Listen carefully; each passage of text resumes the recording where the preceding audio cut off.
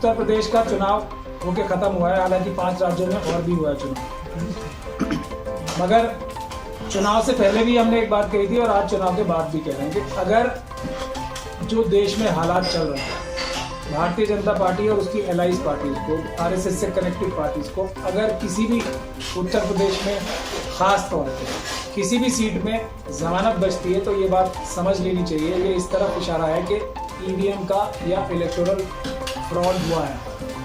ये ground reality है। इसको किसी भी और तरीके से देखना मैं समझता हूँ समझदारी का काम नहीं है।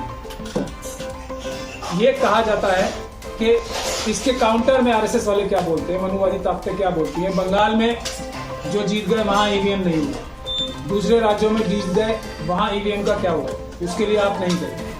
ये बात हम बहुत दिन से कह रहे हैं और आज फिर जोरदार तरीके से कह रहे हैं।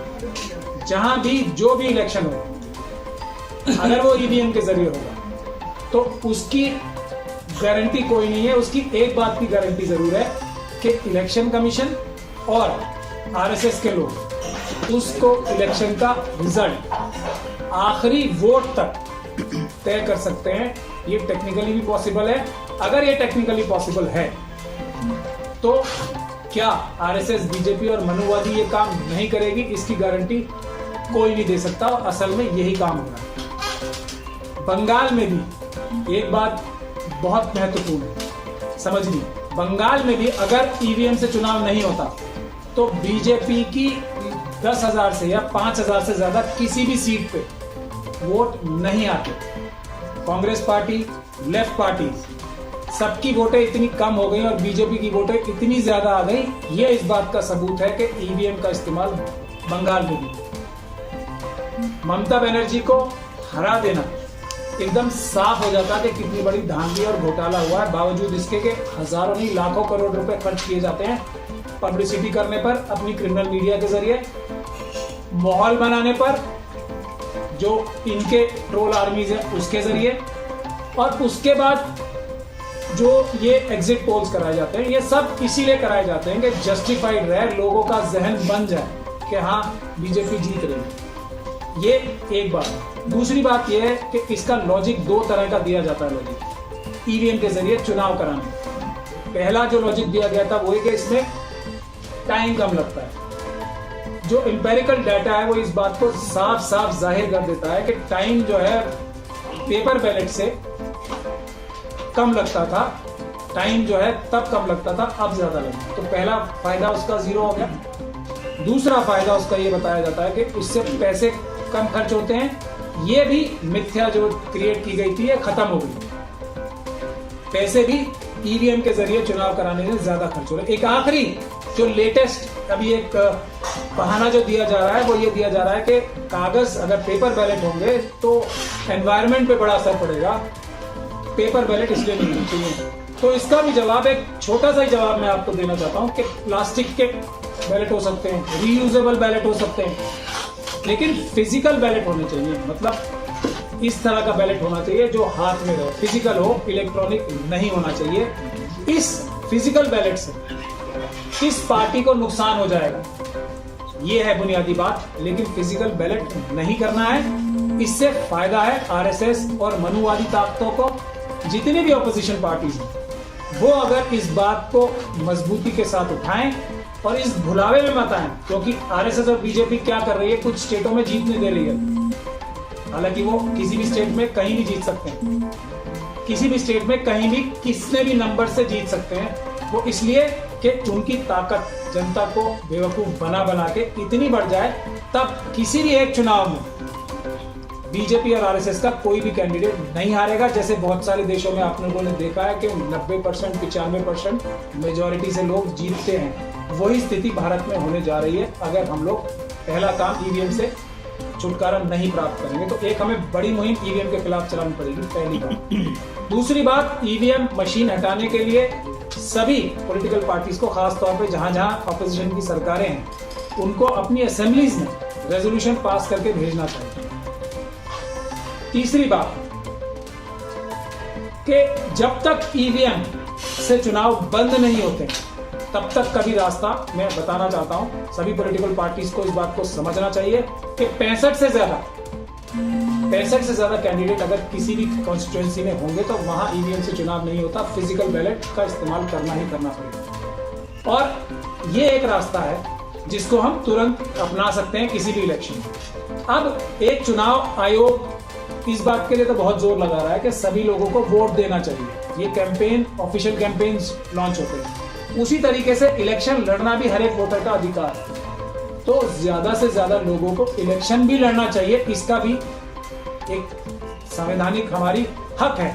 तो इसके लिए भी कैंपेन चलाई जानी चाहिए। खास तौर पे जो पॉलिटिकल पार्टीज न्यूट्रल चुनाव चाहती हैं उनको ये इंश्योर करना चाहिए कि इंडिपेंडेंट कवरिंग कैंडिडेट मिला के 65 से ज्यादा किसी भी कॉन्स्टिट्यूएंसी में हो, ताकि ये ईवीएम का जो एक बहुत बड़ा खतरा है वो अभी से दूर हो सके, आज से ही दूर हो सके। इसके बाद अब एक एनालिसिस मैं इस पे भी करना चाहता हूं कि एक दहशत का माहौल सिर्फ मुसलमानों में ही नहीं, शेड्यूल कास्ट कम्युनिटी में भी उत्तर प्रदेश में बनाया जा रहा है। बुलडोजर ले जा और इस बुलडोजर का शिकार मनुवादी ताकतों ने हमेशा से सबसे ज्यादा शेड्यूल कास्ट शेड्यूल ट्राइब को किया है। उसके बाद मुसलमानों का नंबर आता है और दूसरा उसके बाद फिर ओबीसी का नंबर आता है, दूसरी माइनॉरिटीज का नंबर आता है। लेकिन सबसे बड़ा शिकार बड़े बुलडोजर से तो मुसलमानों का शिकार होता है, छोटे बुलडोजर या मिनी बुलडोजर से रोज हर एक शेड्यूल कास्ट परिवार के साथ उसको लूटा जा रहा है, खसोटा जा रहा है। वो कार्यक्रम उत्तर प्रदेश में और दूसरी जगहों पे जहां जहां भारतीय जनता पार्टी की सरकारें बनी है दोबारा शुरू हो जाएगा। तो हमारा ये कहना है कि इस बुलडोजर से डरने की जरूरत नहीं है। चुनाव से पहले भी ये बात मैंने कहा थी, आज फिर कह रहा हूं कि अब जो ऑपोजिशन पार्टियां उत्तर प्रदेश में, खास तौर पे समाजवादी पार्टी और दूसरी जो पार्टियां हैं, बसपा है जो, और दूसरी भी बहुत सारी पार्टियां हैं, AIM भी है, उसमें असफा भी है, उसमें दूसरी भी पार्टियां हैं बहुत सारी, पीस पार्टी है, WPI है, SDPI है, उलेमा काउंसिल है, और भी बहुत सारी पार्टियां हैं जो चुनाव हार गई। तो हर चुनाव जीतना ही इलेक्शन का एक अल्टीमेट मोटिव नहीं होता है या एम नहीं होता है। जो चुनाव हार भी गए कैंडिडेट, उनकी भी लोकतंत्र में बहुत बड़ी जिम्मेदारी है, पहली बात कि वो संविधान के हिसाब से ही जो जीता हुआ MLA है वो काम कर पाए, वरना उसकी मुखालफत करना ये लोकतंत्र की, उनकी ऑपोजिशन पार्टियों की जिम्मेदारी है। तो सबसे बड़ी जिम्मेदारी अब सपा की आती है, क्योंकि उसके कैंडिडेट ज्यादा से ज्यादा जगहों पे या तो पहले नंबर पे आए हैं, ऑपोजिशन पार्टियों में बता रहा हूं, या दूसरे नंबर पे आए। तो सबसे बड़ी जिम्मेदारी अब संविधान की हत्या ना हो, लोगों के अधिकारों का हनन ना हो, उसकी सबसे बड़ी जिम्मेदारी सपा की आती है। उसके बाद बसपा की और दूसरी पार्टियों की भी आती है कि आज ही से कमर कस के खड़े हो जाएं। कोई भी जो व्यक्ति MLA बन गया है वो कोई मालिक नहीं बन गया है जनता, वो एक सेवक बना है, उसको सेवक बना के रखने की जिम्मेदारी लोकतंत्र में ऑपोजिशन की होती है। इसलिए लोग घबराएं और डरें बिल्कुल नहीं। और हम भी मिशन सेव कॉन्स्टिट्यूशन, जो हमारा मिशन जो हम चला रहे हैं, उसमें भी कोई और नहीं भी करेगा तो हम इस बात का ऐलान कर रहे हैं कि हम तो उत्तर प्रदेश में भी और दूसरी जगहों पे, दिल्ली और उत्तर प्रदेश में खास तौर पर मिशन सेव कॉन्स्टिट्यूशन का जो हमारा एम है कि संविधान से देश चलेगा, बाबा साहब के, किसी और चीज से नहीं चलेगा। और MP MLA बन के कोई ज्यादती करने के लिए सरकारें नहीं बनती है, बुलडोजर चलाने के लिए सरकारें नहीं बनती है। तो हम जो पब्लिक सर्वेंट बने हैं, जो अपनी नौकरी मांग कर नौकरी प्राप्त की है जनता से, वो नौकरी करें, मालिक बनने की कोशिश ना करें, डराने धमकाने की कोशिश बिल्कुल ना करें।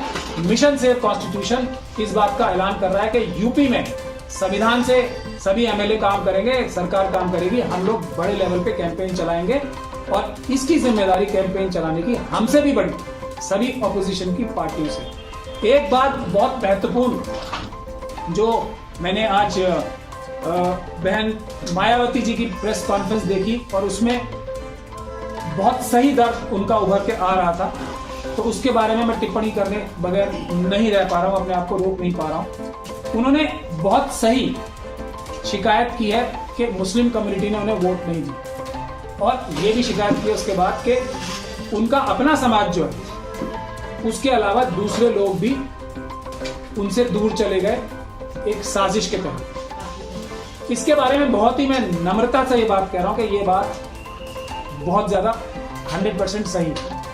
अगर मायावती जी की पार्टी जो काशीराम साहब का अगर जो बाबा साहब का तरीका था उस पर अगर रहते, और वो होंगी दिल से, मुझे इस बात में कोई शक और शुबे की गुंजाइश नहीं है, लेकिन जो नजर आ रहा था, जो हम लोगों को नजर आ रहा था, और हमने मुस्लिम समाज को और दूसरे सभी समाजों को पिछले बहुत सालों से पूरी कोशिश करके ये समझाने की कोशिश की है, जो काशीराम साहब ने और बाबा साहब ने हमें समझाया था कि SC ST OBC और माइनॉरिटी के अलावा जो भी कम्युनिटीज हैं वो जो है उत्पीड़न करने वाली हैं, वो एक्सप्लॉयटर्स हैं और वो मनुवादी मानसिकता की हैं, ज्यादातर लोग उनमें से होते हैं। तो जो बहन मायावती जी के जो लोग पीछे खड़े थे, जो लोग पीछे खड़े रहकर फेस बन गए थे इस पवित्र मूवमेंट का, जिसमें SC ST OBC और माइनॉरिटीज, इसके अलावा तो किसी की वोट की जरूरत ही नहीं है हमें। तो किन वोटों की तलाश में,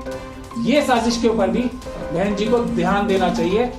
और जो उन्होंने उम्मीद की है SC ST OBC और माइनॉरिटीज के सभी लोग आज भी एक साथ खड़े होंगे, और उसमें आज तो कम से कम इतना बड़ा दिल रखना चाहिए सबको कि इसमें किसी को भी SC ST OBC और माइनॉरिटी के किसी भी ऐसे व्यक्ति को, किसी भी ऐसी पार्टी को जो RSS और BJP से अलायंस डायरेक्ट ना हो जिसका, उसके ऊपर आक्षेप लगाना आज मेरे ख्याल से उचित नहीं है। मायावती साहिबा को यह देखना चाहिए कि पीछे खड़े रह के किसने पीठ में चाकू मारा है, किसने पीठ में खंजर भोंका है, और वो खंजर ऐसा था कि जो हम जैसे लोगों को डरा रहा था, दहशत करा रहा था कि ये व्यक्ति, मायावती जी पे तो सब मुस्लिम कम्युनिटी के लोग ट्रस्ट करते हैं, लेकिन ये व्यक्ति जो पीछे खड़ा है, जो ऐसा इंप्रेशन दे रहा है कि मैं ही सर्वे सर्वा हो गया हूं, तो उससे हम लोग डरते हैं। मैं खुलेआम बता रहा हूं, उस मनुवादी मानसिकता से हमने मुस्लिम कम्युनिटी को बहुत मुश्किल से समझाया है कि असली दुश्मन जो है ये हैं, बाकी सब हम दोस्त हैं। SC ST OBC और माइनॉरिटी के लोग तो हम एक जैसे ही हैं, पीड़ित हैं, हमारे साथ पीड़ित, हमें तो मारा पीटा कुचला दबाया जा रहा है, तो उस पे हम लोगों ने अपनी कम्युनिटी को बहुत मुश्किल से समझाया है। तो उस वजह से बहन जी को ये समझना चाहिए कि बहुत सारे लोग, ना सिर्फ मुस्लिम कम्युनिटी के बल्कि दूसरी कम्युनिटीज के, जो उनके समाज से नहीं आते, जो उनसे प्यार करते हैं, वो मजबूरी में डर के, घबरा के उनसे दूर हुए, उनसे नहीं, जो उनके पीछे चेहरा नजर आता है ना, जो मनुवादी मानसिकता का चेहरा है, उनको कोई भी विश्वास नहीं कर सकता। खास तौर पे बाबा साहब को जो मानता है, इन लोगों पे विश्वास करना अपने आप को धोखा देना ही है, और वही उसका अंजाम हुआ है। वरना, और आज भी कुछ नहीं बिगड़ा है, मैं पूरी तरीके से इत्तेफाक रखता हूं कि SC ST OBC और माइनॉरिटीज, अगर डेटा उठा के देख लिया जाए तो सिर्फ सपा और बसपा के ही वोट मिला लें तो भाजपा का सफाया हो जाएगा, बिल्कुल सफाया हो जाएगा। और ये बात भी दुरुस्त है कि अगर जो माइनॉरिटी कम्युनिटी है, मुस्लिम कम्युनिटी है और जो शेड्यूल कास्ट कम्युनिटी है, वही एक हो जाए तो भाजपा का सफाया हो जाएगा। इसमें कोई शक और शुबे की गुंजाइश नहीं है। लेकिन हम लोगों की भी पीड़ा समझनी चाहिए, हम लोगों का डर मायावती जी को समझना चाहिए कि हम उस चेहरे से और उस मानसिकता से समझ गए हैं उसे, अब हम उसके ऊपर विश्वास नहीं कर सकते। जहां भी ऐसा कोई चेहरा नजर आएगा, हम उस पर शक करेंगे और उससे डरेंगे, और सही डरेंगे और उससे भाग खड़े होंगे। ये मेरी एनालिसिस है। अगर आज भी इसको दुरुस्त कर दिया जाएगा तो SC ST OBC और माइनॉरिटीज के लोग मिलकर मनुवादी मानसिकता की इस मानसिकता को देश से खत्म कर देंगे, क्योंकि इंसाफ और बराबरी हमारे संविधान का सबसे बड़ा अंग है। इंसाफ और बराबरी, इस मनुवादी मानसिकता के अलावा सभी लोग इसके पालन करने वाले हैं। तो मुझे बस यही कहना था कि डरने की आवश्यकता नहीं है, बल्कि जैसा मायावती जी ने भी कहा, कमर कस के लड़ने की आवश्यकता है। कोई MP MLA सरकार बना के कोई मालिक नहीं बन जाता है, नौकर बनता है, जनता मालिक है। और अपोजिशन की और हमारी सबसे बड़ी जिम्मेदारी है कि लोगों में डर का माहौल ना पैदा होने दें, बहादुरी के साथ खड़े हों। देश हमारा है, SC ST OBC और माइनॉरिटीज का, वही देश पे राज करेंगे। हम 87% है, बाकी लोगों के साथ इंसाफ करेंगे, राज हम ही करेंगे। लेकिन जरूरत इस बात की है कि हम किसी भी तरीके से एक साथ आए और देश को सही दिशा में। बहुत बहुत शुक्रिया।